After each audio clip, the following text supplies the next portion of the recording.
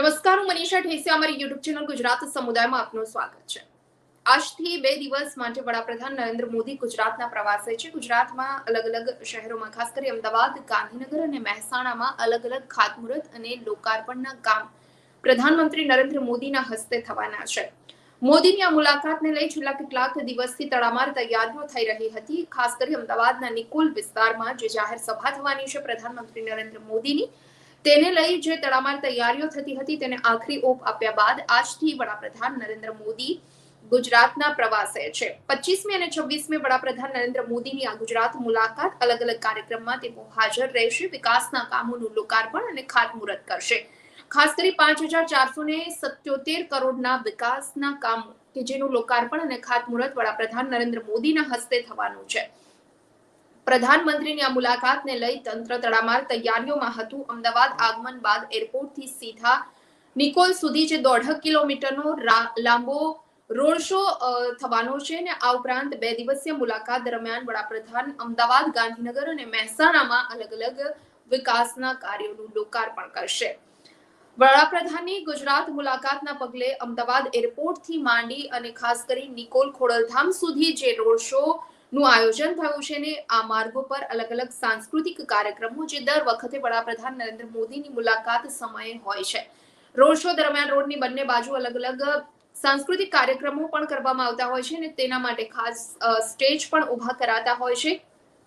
નરેન્દ્ર મોદીની નિકોલમાં જે જાહેર સભા છે તેના માટે ઘણા બધા લોકો ત્યાં પહોંચે તેવી વ્યવસ્થા કરવામાં આવી છે અને તેમાં ખાસ કરી 6 થી 7,000 શિક્ષકો પણ હાજર રહેવાના છે. શિક્ષકોને રોડ શોમાં પણ હાજર રહેવા માટે ફરમાન કરવામાં આવ્યું હતું. અમદાવાદની જે મ્યુનિસિપલ સ્કૂલો છે, આ સિવાય અમદાવાદના જે ગ્રામ્ય વિસ્તારની સ્કૂલો છે તેના શિક્ષકોને વડાપ્રધાનની જાહેર સભામાં હાજર રહેવા માટે, રોડ શોમાં હાજર રહેવા માટે આદેશ અપાયા હતા. તો અમદાવાદમાં વડાપ્રધાનના હસ્તે ખાસ કરી 2,209 કરોડના પ્રોજેક્ટ્સનું ખાતમુહૂર્ત અને 916 કરોડના પ્રોજેક્ટનું લોકાર્પણ કરવામાં આવશે.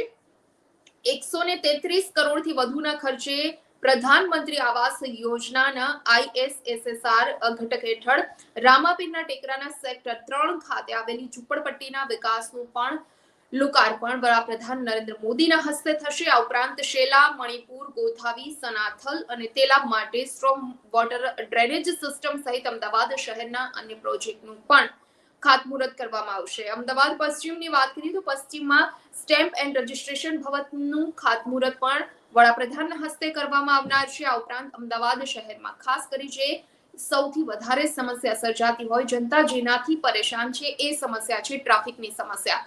અને આ સમસ્યાને હળવી કરવા માટે ખાસ કરી જે પણ યોજનાઓ અમલમાં મુકાતી હોય છે, માળખાગત સુવિધામાં અદ્યતન સુધારો કરાતો હોય છે, એ સુધારો કરવા માટે 2 તબક્કામાં હાઇબ્રિડ એન્યુએટી મોડ હેઠળ 4 માર્ગીય જે મુખ્ય માર્ગો છે તેને 6 લેન કરવામાં આવશે અને આ પ્રોજેક્ટ માટે ખાસ કરી 1,624 કરોડ રૂપિયા ખર્ચવામાં આવશે.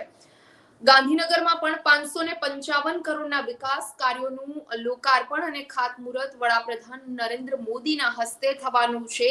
પેથાપુર અને રાંધેજામાં જે પાણી પુરવઠા લાઇન હેઠળ ડભોડા ગામમાં ગટર વ્યવસ્થા સુવિધાઓ અને ડ્રેનેજ માળખાનું લોકાર્પણ કરવામાં આવશે.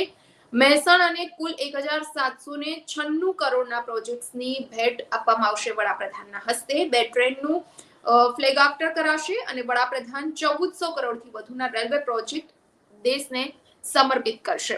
આ રીતે વડાપ્રધાન નરેન્દ્ર મોદીનો જે 2 દિવસીય કાર્યક્રમ સમગ્ર પ્રવાસ દરમિયાન થવાનો છે. અમદાવાદ, ગાંધીનગર અને મહેસાણા ખાતે જે અલગ અલગ વિકાસના કામોના લોકાર્પણ અને ખાતમુહૂર્તના કાર્યક્રમો થવાના છે. નિકોલ ખાતે સભા થવાની છે અને જે રોડ શોનું પણ આયોજન કરવામાં આવ્યું છે, સાંસ્કૃતિક કાર્યક્રમો અને આ સિવાયના જે પણ કાર્યક્રમો, તે પ્રમાણે નરેન્દ્ર મોદીનો આ 2 દિવસીય પ્રવાસ ખૂબ મહત્વપૂર્ણ રહેવાનો છે અને આ પ્રવાસ પહેલા પણ જે વહીવટી તંત્ર દ્વારા, અધિકારીઓ દ્વારા તડામાર તૈયારીઓ કરવામાં આવી છે અને ત્યારબાદ આ તૈયારીઓને આખરી ઓપ અપાયા બાદ આજે 25મી અને 26મી 2 દિવસ પ્રધાનમંત્રી નરેન્દ્ર મોદી ગુજરાતમાં રહેશે અને જે પણ શહેરમાં જે ખાતમુહૂર્ત અને લોકાર્પણના વિકાસના કામોના ખાતમુહૂર્ત લોકાર્પણ થવાના છે, તે પ્રધાનમંત્રી નરેન્દ્ર મોદીના હસ્તે થશે. આ પ્રકારે પ્રધાનમંત્રી નરેન્દ્ર મોદીનું 2 દિવસીય ગુજરાત પ્રવાસ રહેશે.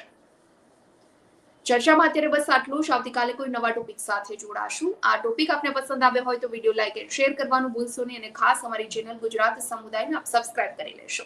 નમસ્કાર. વિડીયો પસંદ આવ્યો હોય તો લાઈક એન્ડ શેર કરવાનું ભૂલશો નહીં અને ખાસ અમારી ચેનલ ગુજરાત સમુદાયને આપ સબસ્ક્રાઇબ કરી લેશો. આવતીકાલે કોઈ નવા ટોપિક પર ચર્ચા કરીશું.